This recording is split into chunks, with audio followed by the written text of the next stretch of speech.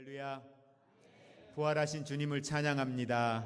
우리 옆에 분들과 함께 축복하겠습니다. 부활하신 주님을 찬양합니다. 부활하신 주님을 사랑합니다. 네. 부활의 기쁨이 오늘 저와 여러분에게 있기를 주님의 이름으로 축복을 드립니다. 부활은 우리에게 소망입니다. 부활은 우리에게 기쁨입니다. 부활은 오늘 우리에게 살아갈 이유이고 오늘을 감당해 나아갈 수 있는 능력이 됨을 믿습니다. 부활이 없다면 사도 바울은 말합니다. 모든 것이 헛되다라고 분명히 이야기하고 있습니다. 부활이 없다면 우리의 삶의 이유는 없습니다. 그러나 그 부활이 오늘을 우리로 하여금 하나님의 말씀 안에서 살아갈 이유를, 은혜 안에 살아갈 이유를 우리에게 만들어 주셨습니다. 그 부활은 내 힘이 아닌 하나님이 나에게 돕는 자 가운데 함께 하시고 능력 주시겠다라고 하신 약속이 또한 그 안에 담겨져 있음을 믿으시기를 바랍니다. 부활의 사건은 우리에게 소망을 줍니다. 기쁨을 줍니다. 그런데 그 부활의 사건을 이루시기 위하여 주님이 행하신 일 또한 우리는 반드시 기억해야 할 것입니다. 이 땅에 예수님이 오시기 전에 수많은 선지자들을 통하여서 우리의 죄의 문제를 해결하기 위하여 예수님이 오실 것을 예언하시었습니다. 그리고 하나님은 일하시었습니다. 사람들을 준비시키셨습니다. 그리고 예수님이 이 땅에 오시고 3년의 공생의 사역을 통하여서 어떻게 이 땅 가운데에서 예수님께서 우리의 삶 가운데에 구원의 은혜를 허락하실지 제자들을 통하여 말씀을 전하시는 사건들을 통하여 우리에게 나타내 보여 주시었습니다. 그리고 예수님 십자가를 지셨습니다. 그 십자가를 지시고 예수님 죽으시고 죽은 지 3일 만에 부활하시는데 예수님이 죽으심이 단순히 육체의 죽으심으로 끝나는 것이 아니라 사망 권세를 이기고 부활하셨다라고 우리는 찬양하고 있습니다.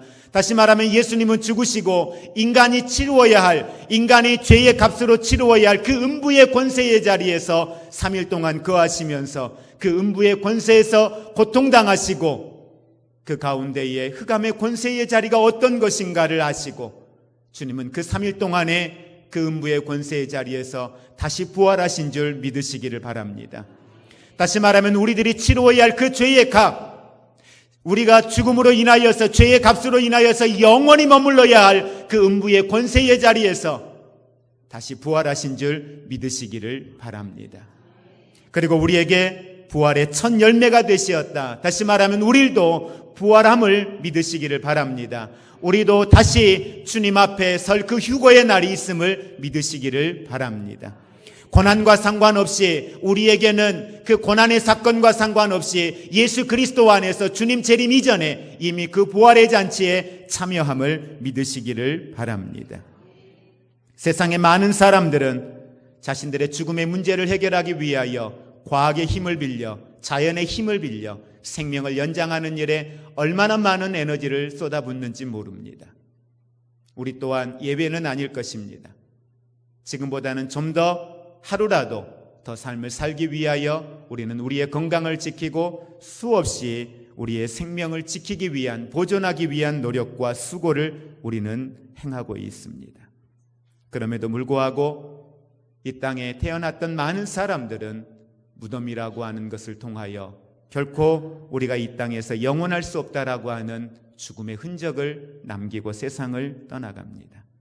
그러나 오직 한 분 예수 그리스도만이 죽음을 정복하셨습니다. 그리고 부활하시었습니다. 예수님께서 우리를 위하여 십자가에 죽으셨다라고 하는 것, 여러분 그 사건은 우리에게 대단히 큰 의미가 있습니다. 지난 한 주간 우리는 순환절, 고난주간이라고 하는 시간을 보내었습니다. 그리고 오늘 우리는 부활의 아침을 맞이했습니다. 부활을 기뻐합니다. 부활을 즐거워합니다. 부활이 소망이라고 우리는 이야기합니다. 그래서 우리는 매해년마다 이 부활절이 되면 부활 신앙을 갖자라고 우리는 이야기를 합니다. 우리는 작년 이맘때에도 똑같이 말씀을 들으면서 여러분들 결단했을 겁니다. 그래, 부활 신앙을 갖자. 그러면서 과거에 우리의 삶 가운데 있던 모든 것들을 예수 그리스도의 이름으로 다 덮어버리고 이전에 우리의 삶과는 상관없는 것처럼 우린 또한 일상생활을 하면서 다시 힘을 얻고 살아가는 우리의 모습을 봅니다. 그런데 얼마의 시간이 지나지 않아 부활신앙으로 예수 그리스도의 십자가로 덮어놓았던 우리의 삶의 죄된 모습들이 또한 동일하게 반복되어져서 우리의 삶 가운데 나타나고 있는 모습을 결코 우리는 부인하지 못할 것입니다. 이 말씀을 준비해 놓고 계속해서 제 마음속에 부담이 있는 게 있었어요. 도대체 부활은 우리에게 어떤 의미가 있나? 오늘 이 시대를 사는 우리는 부활신앙을 가지고 산다고 하면서 도대체 그 부활신앙이라고 하는 것이 정작 우리의 삶 가운데 어떤 의미가 있나? 진정한 부활신앙이라고 하는 것이 무엇일까? 그거에 대하여 계속 되물어보면서 결국은 그 부활신앙에 대하여 이야기하고 우리가 회복해야 될 부활신앙에 대하여서 묵상하면서 결국 되돌아갔던 것은 예수의 십자가였습니다. 결국 십자가의 이유가 죄라고 하는 거죠. 그 부활신앙이 필요할 수밖에 없었던 것, 예수님이 이 땅에 오실 수밖에 없었던 것, 오셔서 죽으시고 죽은 가운데에 그 음부의 권세 가운데 머무르실 수밖에 없었던 것, 우리의 죄의 값을 치를 수밖에 없었던 것, 우리의 힘으로는 해결할 수 없는 죄의 문제가 우리의 삶 가운데 있기 때문에. 그럼 오늘을 사는 정말 부활신앙이 뭘까? 우리의 삶은 작년이나 2016년도나 그 전이나 전혀 달라지는 게 없는데 도대체 우리를 이렇게 힘들게 하는, 이렇게 자괴감에 빠지게 하는 이 죄라고 하는 것이 도대체 무엇일까? 여러분은 죄가 뭐라고 생각합니까?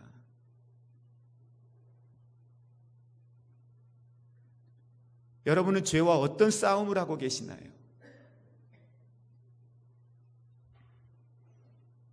그래서 죄에 대한 특성을 한번 생각해 보았어요. 도대체 죄가 뭔가? 우리의 삶 가운데 죄라고 하는 것이 도대체 무엇이냐라는 거죠. 죄를 들여다보면 죄 안에 가까이 가면 갈수록 우리는 누군가와 자꾸 멀어져 가는 것을 느끼게 됩니다. 그게 하나님이 되었던, 그것이 사람이 되었던, 죄와 가까워져 가면 가까워져 갈수록 우리는 그 누군가와 자꾸 멀어지게 되더라고요. 그 죄의 자리에 있게 되면 누군가가 나를 부르기만 해도 두렵습니다. 누군가의 시선이 자꾸 두려워집니다. 그리고 사람이 자유가 없어지죠. 내가 그 죄의 자리에 들어가기 전까지는 모든 사람 앞에 자유했어요. 거리낄 게 없으니까요. 불편할 게 없으니까요. 누구를 만나도 불편할 게 없었어요. 그런데 그 죄의 자리에 들어가고 나니 어느 순간 누군가가 자꾸 불편해져요. 어떤 자리가 자꾸 불편해져요. 그리고 그 죄는 우리의 관계를 깨뜨립니다. 아담과 하와가 하나님의 말씀을 어기고 선악과를 따먹고 나서 어떻게 합니까? 하나님과의 관계가 불편한 거예요. 그래서 하나님 부르시니까 아담아 어디 있느냐 부르니까 아담이 어디 갔어요? 숨어버렸어요. 그 전에 안 숨었어요. 당당했어요. 편안했어요. 좋았어요. 근데 숨어버려요. 죄는 나와 나 자신, 사람과 사람의 사이, 나와 하나님과의 관계를 깨트립니다. 보니까 우리가 죄를 짓고 나면 그 사람이 내게서 멀어진 것 같은데 그분은 그 자리에 계속 있었어요. 내가 멀어지고 있는 거죠. 죄에 가까이 가다 보니까 하나님이 내게 멀어진 게 아니라 내가 하나님 앞에서 멀어지고 있더라고요.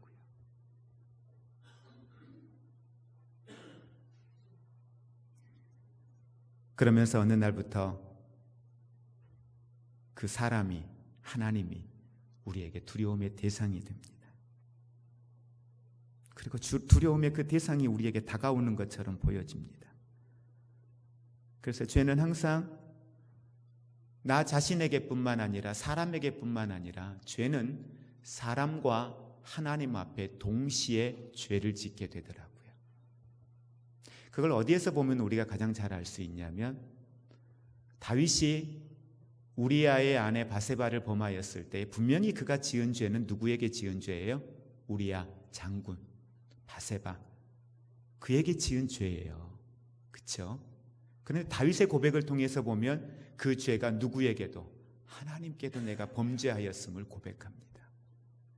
결국 우리가 사람과의 관계에서 그 지은 죄는 어떠한 사람에게뿐만 아니라 하나님에게도 동일하게 그것이 죄가 되더라는 것이지요. 자, 그러면 왜 우리는 이 죄의 자리를 떠나지 못할까요? 그래서 어떤 분이 그 죄에 대하여 참 정의를 잘 해놓으셨더라고요. 그 죄에 대한 특성이에요. 죄에 대한 특성을 보면 죄는 절대 한 번으로 끝나지 않습니다. 죄는 한 번으로 끝나지 않고 죄에는 뭐가 있어요? 중독성이 있어요. 그리고 죄에는 쾌락이 있어요. 죄에는 즐거움이 있어요. 그러다 보니 죄가 나쁜 것인 줄 알지만 그 나쁜 것인 줄 알고 성령이 내 안에 깨닫게 하시어서 회개하지만 어때요? 그걸 버리지 못하고 떠나지 못하는 거죠. 왜? 그 죄가 주는 즐거움이 있으니까요. 그 죄가 주는 그 무언가 그 카타르시스가 있으니까 그걸 떠나지 못하는 거죠. 이것이 반복되면서 어느 순간 내 안에 있던 죄책감마저도 사라지게 됩니다. 그리고 그것이 일상이 되고 그것이 성품이 되고 그것이 또 하나의 우리의 삶의 습관이 되어지는 것을 보게 됩니다. 이게 죄의 특성이더라고요. 근데 더 놀라운 특성이 하나가 있어요. 죄는 모든 것에 다 정결해요. 모든 것이 다 괜찮아요. 모든 삶이 완벽해요. 누구처럼? 바울처럼. 그런데 한 가지의 죄. 모든 것이 완벽한데, 모든 것이 깨끗한데, 정결한데, 그 안에 있는 한 가지의 죄만 있어도 그 한 가지의 죄는 그의 모든 몸을 다스리고 있다라고 하는 사실입니다. 그 한 가지의 죄만도 그는 죄인이라는 거죠. 이것이 죄가 가지고 있는 죄의 특성의 한 부분들입니다. 부활의 주님을 우리가 찬양하고 부활의 주님을 기뻐하며 우리가 오늘 예배자로 섰습니다. 그 주님을 기뻐하고 그 주님께 예배하기 위하여 예물을 준비하고 시간을 드리고 예배자로 나왔습니다.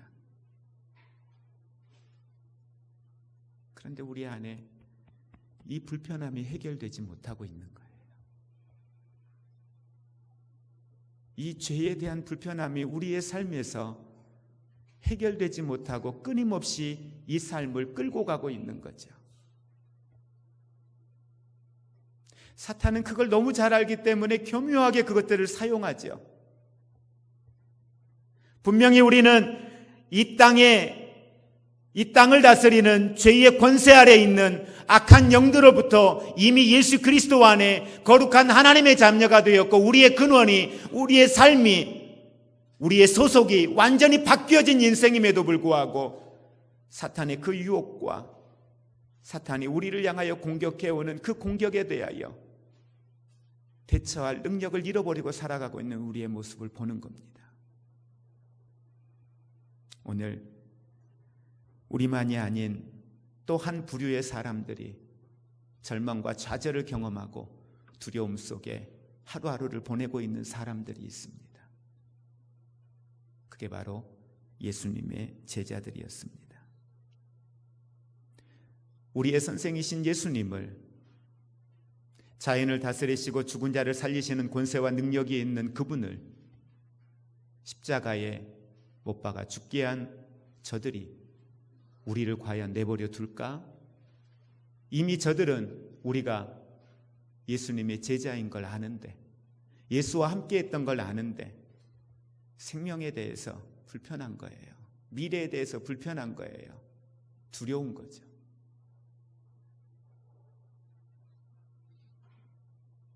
얼마나 무서웠겠어요. 내일에 대해서 보장이 없는 겁니다. 이러지도 저러지도 못하는 거예요. 그래서 그들은 한 곳에 모여서 문을 잠궈 놓고 그곳에 모여 있습니다. 이야기했을 겁니다. 우리 어떻게 할까? 이제 우리 어떻게 해야 되지? 많은 이야기들이 오고 갔을 겁니다. 그때 예수님께서 그들에게 나타나십니다. 부활하시고 나서 예수님이 그들을 찾아옵니다. 근데 그들을 찾아오셔서 그 두려움 속에 어떻게 해야 할지 몰라 하고 있는 염려와 근심과 좌절과 절망 가운데 있는 그들에게 예수님이 제일 먼저 그들에게 던진 메시지입니다. 우리 19절에 있는 말씀 같이 한 목소리로 합독하겠습니다. 이날 곧 안식구 첫날 저녁 때에 제자들이 유대인들을 두려워하여 모인 곳에 문들을 닫았더니 예수께서 오사 가운데 서서 이르시되 너희에게 평강이 있을지어다. 아멘. 너희에게 평강이 있을지어다. 두려움 속에 있는 그들, 염려와 근심 속에 있는 그들, 어떻게 보면 내일에 대하여 기대감이 없고 살 소망이 없는 그들, 이러지도 저러지도 아무것도 할 수 없는 그들에게 예수님이 오셔서 하신 말씀은 평안할지어다. 평안할지어다. 무슨 말씀입니까? 걱정하지 마라. 염려하지 마라. 무서워하지 마라. 괜찮아. 이 말씀하시는 거예요.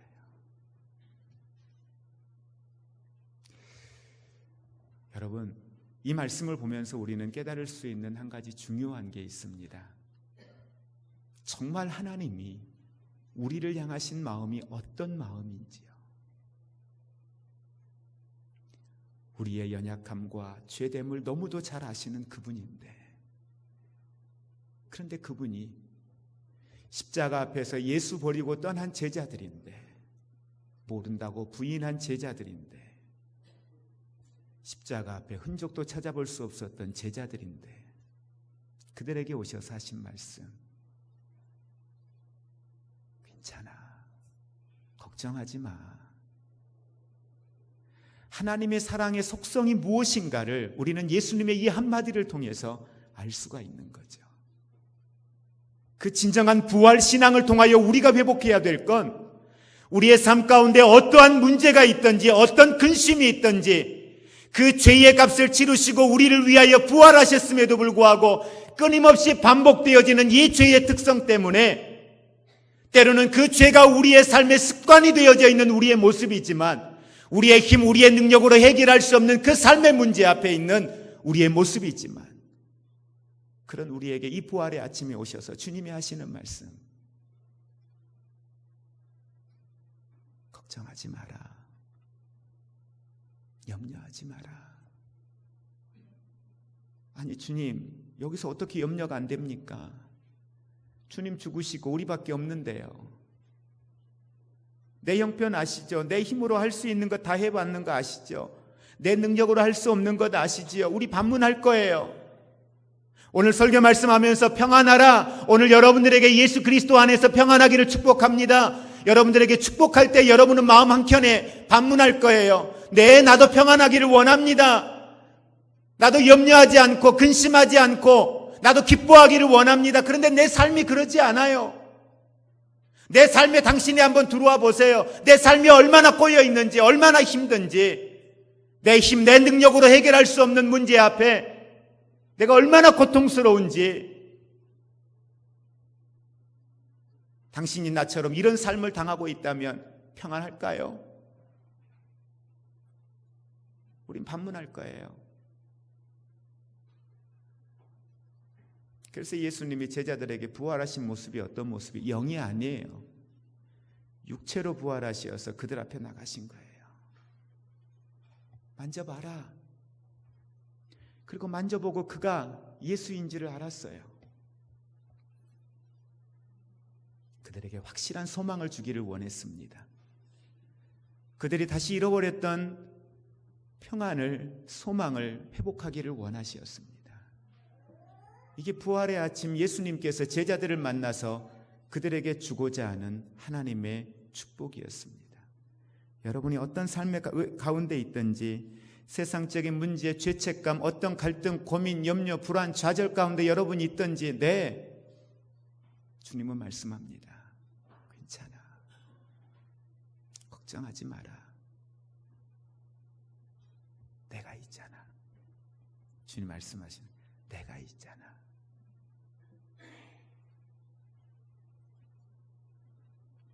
(21절) 말씀에도 제자들에게 말씀하시면서 평강을 그들에게 구합니다. 평강이 너희에게 있을지어다.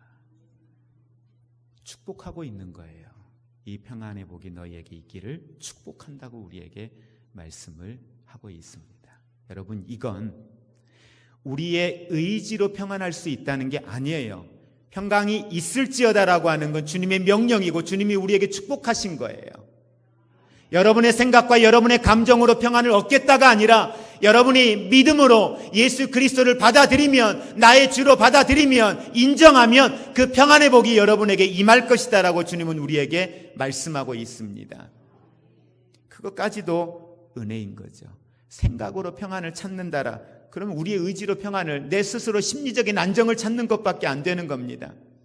그러나 정말 하나님이 주시는 평안, 그걸 주님은 우리에게, 세상이 줄 수 없는 평안, 그래서 수고하고 무거운 짐진 자들아 다 내게로 오라. 내가 너희를 쉬게 하리라. 내가 너희를 안식하게 하리라. 내가 너희에게 평안을 주겠다. 이것이 바로 주님이 우리에게 약속하신 하나님의 복이심을 믿으시기를 바랍니다. 우리 21절 말씀 합독하겠습니다. 예수께서 또 이르시되 너희에게 평강이 있을지어다. 아버지께서 나를 보내신 것 같이 나도 너희를 보내노라. 그들에게 평안의 복을 구하고 그들에게 주님 말씀합니다. 주님이 나를 보내신 것처럼 나도 너희를 보낸다. 하나님이 이 땅 가운데에 구원의 완성을 위하여 나를 보낸 것처럼 너희가 나보다 더 큰 일을 행할 것이라 내가 너희에게 이야기했는데 너희도 그 큰 일을 이루기 위하여 나도 너희를 보내노라. 이것이 주님이 오늘 제자들에게 주신 말씀입니다. 여러분, 나도 너희를 보내노라.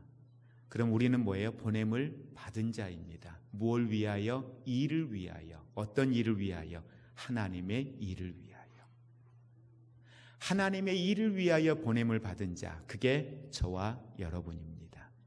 더 나아가 구체적으로 설명하면 하나님이 하나님의 일을 위하여, 복음의 영광을 위하여 우리를 보내셨습니다. 그런데 그 보내심의 자리에는 영광만 있는 것이 아니라 때로는 우리가 그 보냄을 받은 자리에서는 우리가 짊어지어야 할 십자가, 너희가 나를 따르기 위해서는 내 십자가 지고 나를 따르라고 말씀하신 것처럼 주님께 보냄을 받은 자는 주님이 우리에게 주신 각 사람이 짊어져야 할 십자가가 있고 각자가 감당해야 될 사명이 있는데 그걸 감당하기 위하여 우리는 나아가야 된다라고 하는 사실입니다.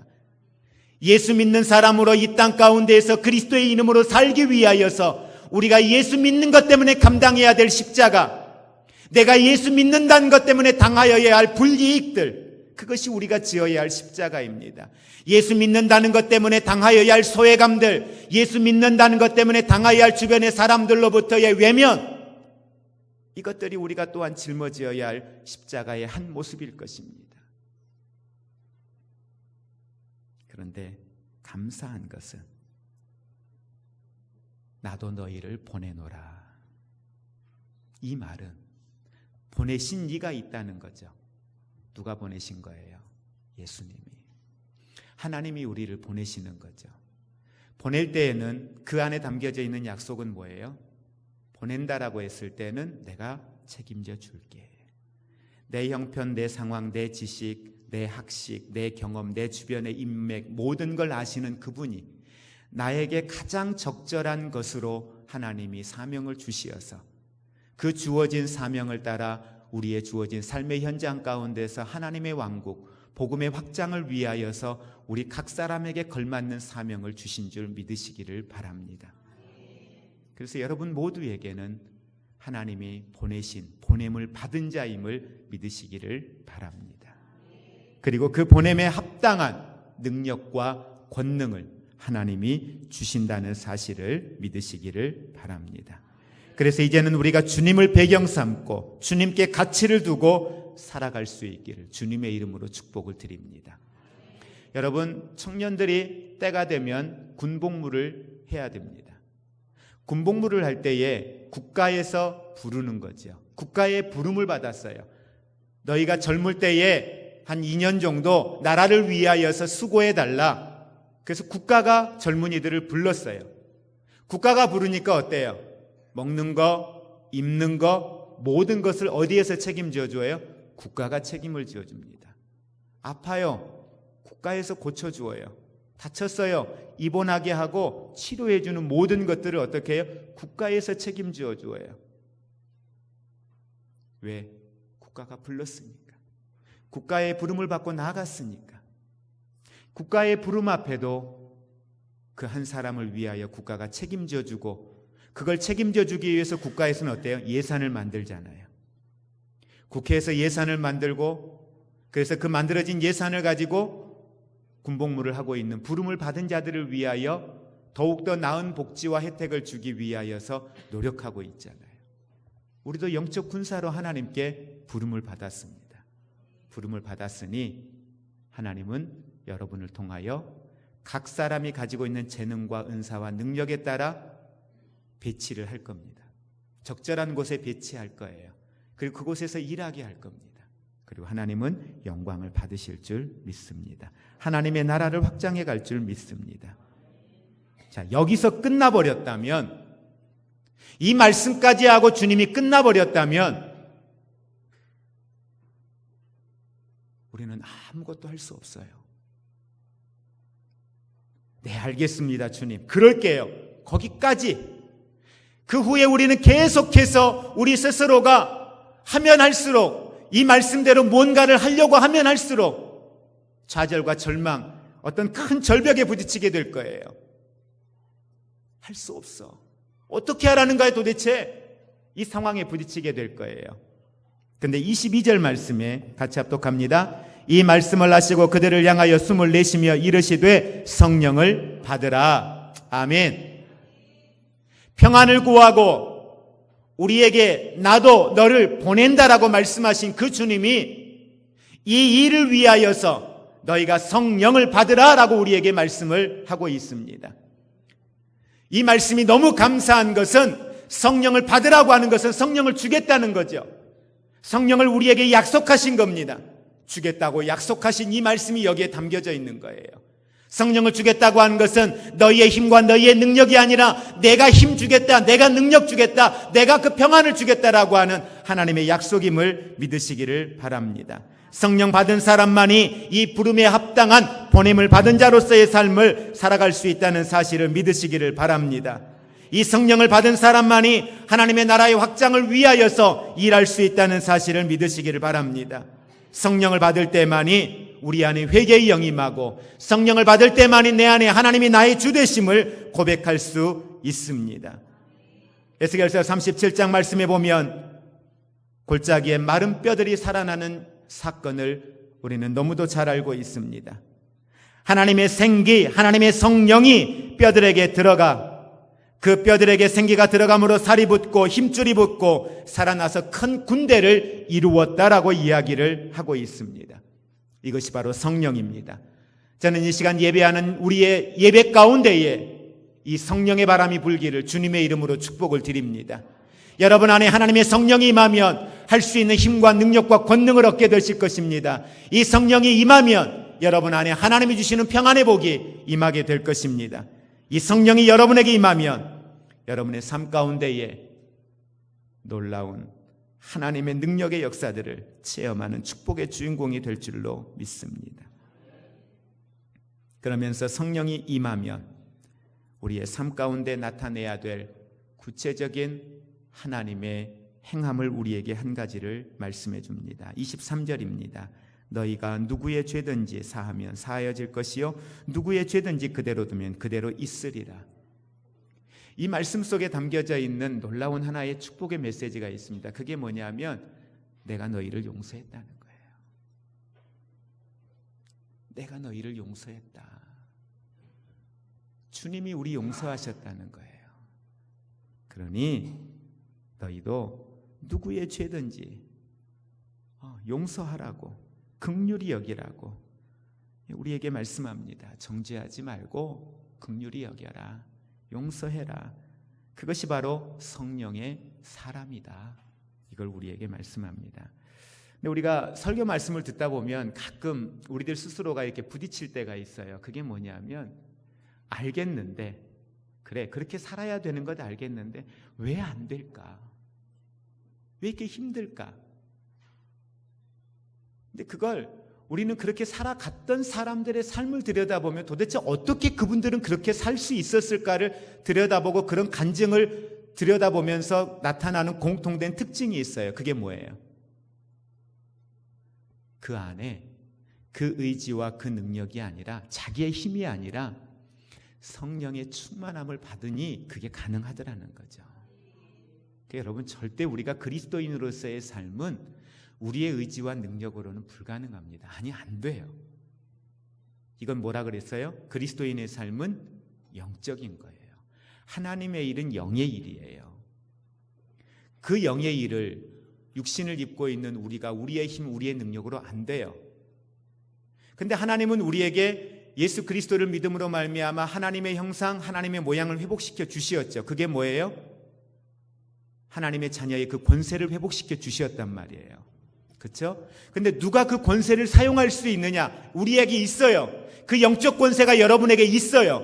근데 어떤 사람이 영적 권세를 사용하느냐? 바로 그건 성령의 사람이 그 영적 권세를 사용할 수 있다라고 하는 사실입니다.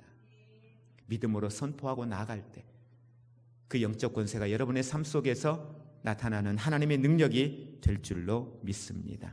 말씀을 정리합니다. 이 부활의 아침, 여러분은 무엇을 사모하십니까? 무엇이 회복되기를 원하십니까? 여러분 안에 평안의 복이 있기를 원합니다. 여러분 안에 예수 그리스도 안에 성령의 충만함이 있기를 주님의 이름으로 축복을 드립니다. 그 성령의 충만함으로 말미암아 보냄을 받은 자로서의 그 영향력이, 그리스도인의 그 본분이 우리의 삶을 통하여 회복되어져서 부활의 주님을 사랑합니다. 뭘로요? 부활의 주님을 찬양합니다. 무엇으로요? 주님이 내게 말씀하신 말씀에 합당한 삶과 부여하신 사명을 따라 충성함으로 주님, 나 주님 사랑합니다.